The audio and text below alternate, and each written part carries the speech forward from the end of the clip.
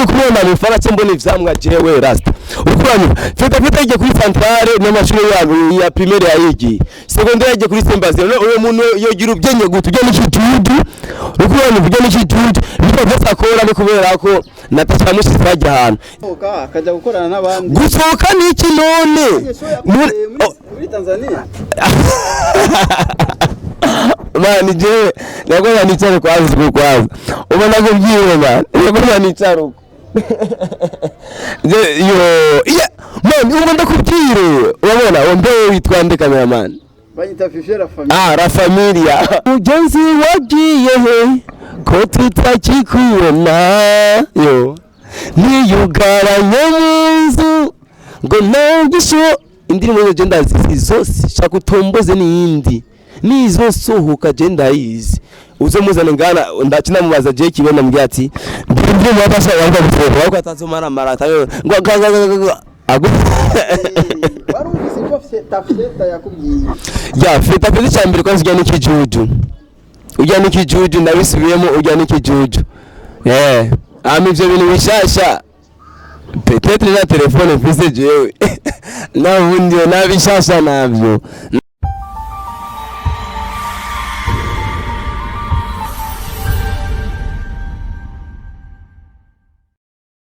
Yes, bakunzi b'Amayagwa TV, bakunzi ibiganiro byacu. Tunje mu mwaka mushasha wa 2023. Mwaka mwiza mwese bakunzi bacu badukurikirana muzoronkemo imigisha myinshi ibyo mwifuza byose hama mubandanye mukora sabone cyangwa subscribe kugira natwe dushobore gutera imbere tushobore kuronka kubona karusho kari gatandukanye muri 2020 na 2023. Hama uno munsi rero umutumire tubafitiye suundi bamwita Breezy. Bamwita Breezy ewana. Umufana kubi umufana kubi wa King Satura Mabafre Karume. Ashaka kutubwira rero byinshi. Afise n'ishavu ryinshi kumura muvuga nabi Satbi. Amufitiye murabizi ikiganiro geruka twakoranye n'uwitwa Mr. Fieta wa Natasha la Noma la Bamba. Rero ewana yanse kwihangana avuga ni jewe ewana sishobora kwihanganira umuntu nka Fieta avuga nabi umustare nemera mustari wanje ati Natasha ujya nta nakimwe yorusha Sadbi kandi muribuka yuko ewana Fieta atubwiye ni ngo Natasha afise ubushobozi bwo gutunga Sadbi n'umuryango wiwe wose akabashira mu nzu akabagaburira akashobora no kubambika impuzu byose akabatunga. Rero ati jewe Breezy jewe sishobora kujya umunwa jewe Breezy ngo mandamukorere ko Fieta rero yagire n'ishavu ryinshi rero reka tumuhe ikaze. Yes nkuko twabibabwiye rero ngo bamutumire wacu wamita Breezy. Breezy gute? Ja bimeze fresh nameze gute hajya. Ni sawa kweli ubona gute tugiye gutanga. Ya umwaka n'imita gato gusa urabura yuko umwaka umaze amasaha make ariko turatagase vyatari kandi birenze cyane. Umunezero ufise ewana urarenze. Ja umunezero ni wabura kuko dufise impamvu twishima ja Imana yama yacanye tuguma tumerewe neza ja urumva yuko na mpamvu yo budashimwe witeka. Breezy turabona yuko ufise umunezero mwinshi. Aha rero nibaza yuko umunezero ufise kuri wa muntu wawe rero dushaka gufatira. Ja ujya muntu reka naguha karero kwanza impamvu je nishimye sivyo album Hello Africa yageze neza cyane amamiliyoni ariko arinjira kubera Hello Africa urumva yuko na mpamvu kutishima kuko twebwe ukunyene dufana bitandukanye n'abandi dufana kugira ngo ujya mu dufana tumuhereze ikintu apana waduha ikintu niyo mpamvu bitandukanye n'abandi bafanzi aho ndibaza yuko urandora neza cyane gose ijana kwijana. None we ubona gute ko tubona ubu Natasha niyo karasohora ibintu byinshi ubuze Natasha la Noma Rindi rareka. Warumvise ko Feta yakubwiye. Ya Feta pezi cyambere ko zijya n'ikijuju. Ujya n'ikijuju ndabisubiyemo ujya n'ikijuju. Ivyo bintu bishasha. Peut-être na telefone mfise jewe. Nabundi nabishasha navyo. Warete bandi. Ukanoti kiwe. Man kugira inoti sibwo bitare man. Kugira inoti sibwo bitare cyo umenya cyoco. Abundi wo umuziki nta washoboye. Buraya wibaza yuko bahuye na Sadbi kuri stage ubona ko byogenda gute. Natasha na Sadbi. Umviriza bro, nimba ugomba ikiganyo kibandanya. Reka gukompara Natasha na Sadbi naho bahuriye man. Naho bahuriye. Kuko bajya bobo erega bagiye mbutse na bakompara. Natasha ari kuyiwe na Sadbi ari kuyiwe atirewe gute rero. Natasha icyambere nta mana afise. Mu kindi niba bivuga neza avuga ati hariyo ingabirano hamwe n'inyenyeri sivyo kandi inyenyeri arondera ko inyenyeri batavuye basema hivi nyota huwa inasafishwa inyenyeri baragira neza sinzi n'ikivya Burundi hama Sadbi nawe afise impano kandi impano ya Sadbi ni impano idasanzwe cyane niyo mpamvu udashaka kubashira hamwe akajya gukorana n'abandi gusohoka n'iki none muri Tanzania mani jewe nagoba nicare kwazi ubona ko byiwe man nagoba nicare uko man ubona ko byiwe urabona ombewe witwa nde cameraman banyita Fifi la Familia la Familia ubona ko byiwe ikintu kimwe kwazi cyo kumenya urabona je Brit no munsi mfite ati ndavuze 10 million urubanyumva ngacavuga ati abantu bose je mu Nyakabiga abantu bose ba mu Nyakabiga uno munsi durire kuri station kuri Neve urubanyumva barazi yuko mfise inoti wewe nawe nyerekana yawe twishira hasi ugacuzaje gatanda guki DC rasta biye ni gukange zijya si show man Kigoma ni nko mu Burundi rasta Kigoma ni nko mu Burundi kandi abantu b'Ikigoma barashonje cyane iryo shobora bagakurisha cyarangaye niwe kuza muri show batasha kandi usanzuzi neza yuko atera malare wewe wosiba wewe siba Cheta yokumva yokwiri Cheta kuduga n'ikijuju ujya n'umushonje kandi adasaze cyane ujya mupeti ndamuzi man jewe ujya mupeti ndamuzi urukuranyuva abimemba muri primusiki ya Premier Dance gera rijwari wayitwara ugatwa dufitana ikiraka je nawe tugenda gukoma induru kwa radio urukuranyuva reka ndagoye amakuru afite nimba utamuzi je ndamuzi ujya yitwa Irakoze Frankie Mr. Feta yitwa Irakoze Frankie ujya na bishuro yapo yaje kwisi uvuga ni chawa ni cyangwa gutini nyindaba je ni chawa man ahubwo jewe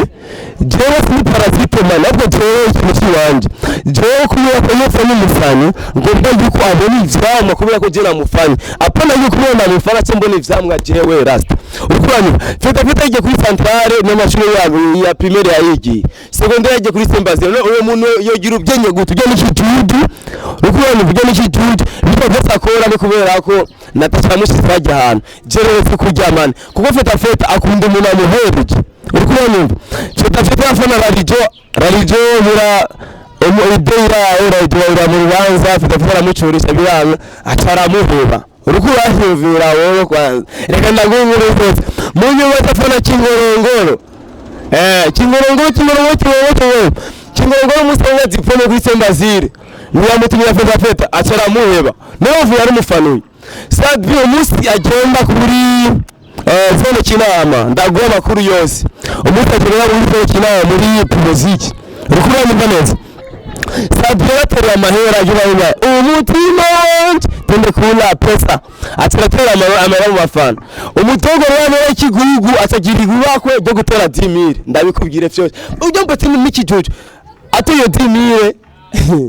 yako yanzara yiwe yamenye kubona zamandazi biki yanzara bisaba yuko atari umufana wa Sadbi no kundusha jewe na muntu ufana kuri Sadbi nawe mukanyosha nahazi ndarabona cordonier kubera Sadbi sinzi uko no byita bita nshuti ugeze n'amaki kombona kuje ishari ryatari uwe waranimuje nati man we arabana ofisi man ariko gatanga ngo warete se kwa Seta yavuze yuko Natasha ashobora gutunga Sadbi n'umuryango we wose ja gutunga umuntu nibisigura yuko ubu murenze kuko natwebwe n'ubu ja natwe for example natwe aho ngeze ndashaka gufata n'ibiputsi bibiri bavuga ati okay ibi video jenze birasonanze biranizo niyo bisigura yuko ngo ndigihanganje man hari amahera hari na talent urukubanya umva neza kuba rero ofisi noti nize business ni aringa ati naenda rota mushikanje Natasha ngo musungu yamuri bagenda kudandaza imyembe manifesta fyetu ujya ni mumuharuro feta umugani we ngo ni cyawa rero irinyegeza mu muntu wowe kibaza ngo urukundo rwinshi kugira ngo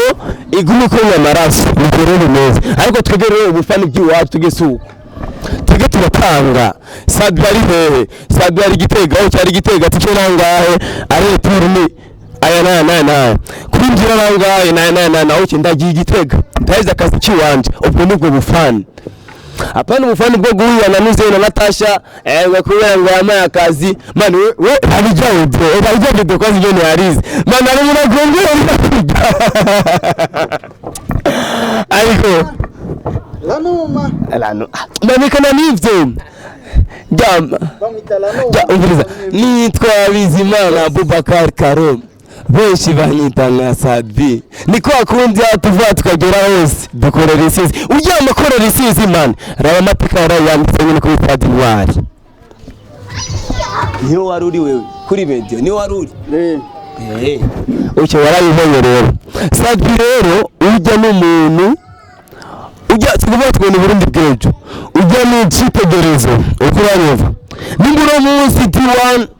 tubona umuntu wa D1 nukubiragize kuba Sadbi kandi Sadbi akiriho Sadbi yamye kandi nubwo racariho Imana abwiye mutirindire kugira ngo azukwameho kuko urya aba bose ubona yuko ikintu ugera abarezi kuko yanyumva neza urya arabarezi je ndi umufana Sadbi baba n'umukunzi w'umuziki mpundi ariko ndakubwije ukuri nta muntu n'umwe je washa kunyemeza yuko Sadbi atarenze bakunzi iyi televiziyo nyita gute ya bakunze Amayaga TV je babubwira umujabo nta muntu n'umwe mu Burundi arusha music Sadbi urashaka kubona imyaka brand mu kazi lakini washauri amesema hivi kutangulia sana kufika ya kumurusha imyaka cyangwa kumurusha inoti nibigura yuko ari murenzi ejo nifeza gusumba kandi Sadbi yo ku nkuru y'ukuri aratandukanye cyane na Sadbi no munsi ngo ni love me back ukiganiro twagiranye na feta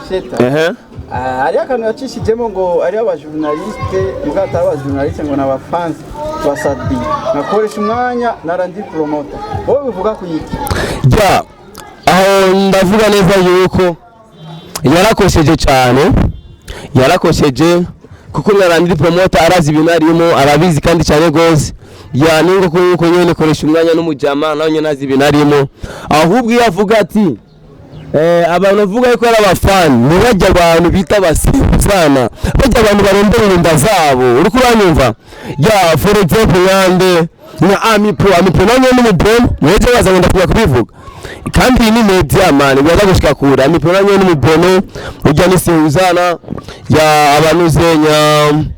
aba journaliste cyangwa aba youtuber je mbona yuko ari cifatamo neza ya ringa juste gae wo mu mukubito hariyo kandi